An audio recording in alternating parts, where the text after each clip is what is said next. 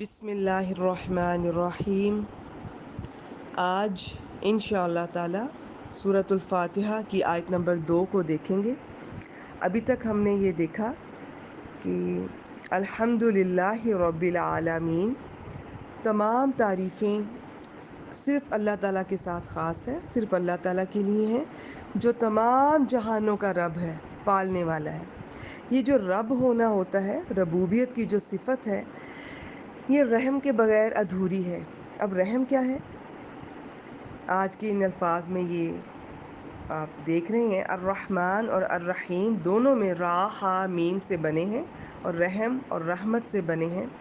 ہمارے ہاں رحم کو یہ سمجھا جاتا ہے کہ مجھ پر رحم کرو، مجھے معاف کر دو، مجھے سزا نہ دو، اور میرے ساتھ نرمی کرو۔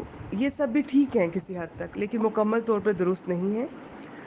جیسے ماں کا رحم ہوتا ہے، جس میں 9 ماہ جہاں بچے کی پرورش ہوتی ہے، وہ بھی آپ سمجھ لیں اسی سے ہی وہ بنا ہے وہ لفظ۔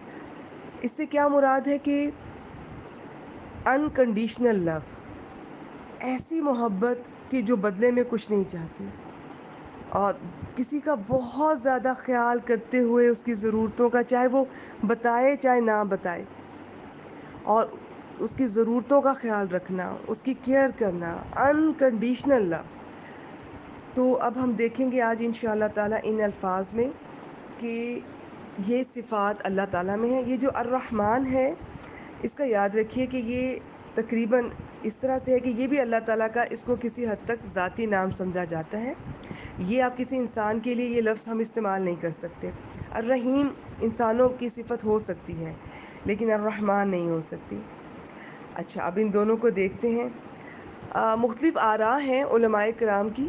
جیسے یہ کہا جاتا ہے کہ الرحمن جو ہے، ویسے دونوں کا مطلب ایک ہی ہے، دونوں میں مہربان کہہ لیں، دونوں رحم کرنے والے ہیں، لیکن جو تھوڑا بہت فرق بتایا جاتا ہے، ایک یہ بتایا جاتا ہے کہ الرحمن اس کا تعلق بڑی نعمتوں سے ہے، اور الرحیم اس کا تعلق چھوٹی نعمتوں سے ہے، بہت باریک نعمتوں سے آپ کہہ لیں، جن کی طرف ہمارا شاید دھیان بھی نہیں جاتا۔ دوسری رائے یہ ہے کہ الرحمن اس کا تعلق دنیا سے ہے، اور الرحیم کا تعلق آخرت سے ہے۔ الرحمن سب کے لیے ہے، کیا کافر کیا مومن، کوئی اللہ تعالیٰ کی بات مان رہا ہے یا نہیں مان رہا، اللہ تعالیٰ کی جو الرحمن کے اندر یہ رحم کی جو صفت ہے، یہ سب کے لیے ہے۔ اور الرحیم صرف مومنوں کے لیے آخرت میں یہ صفت اللہ تعالیٰ کی خاص ہے۔ عربی گرامر میں اگر دیکھا جائے ان الفاظ کو، تو یہ ایک ایسے وزن پر ہیں کہ جن سے یہ پتہ چلتا ہے کہ جو رحمان کی صفت ہوتی ہے، اس میں ایک شدت پائی جاتی ہے، کسی چیز کی کثرت، کسی کام کی کثرت پائی جاتی ہے، اور وہ کام کا بہت زیادہ ہونا پایا جاتا ہے۔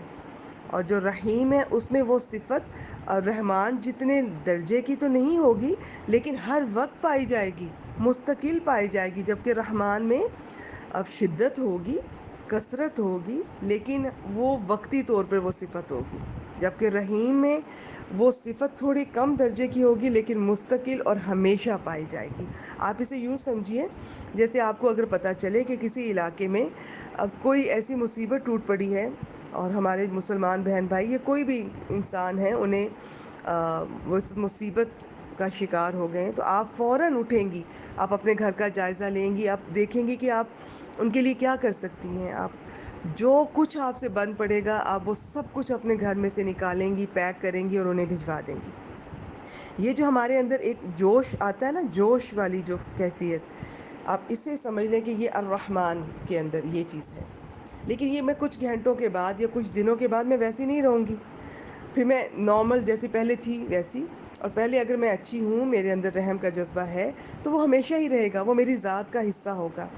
وہ رحیم کی صفت آپ سمجھ لیجئے۔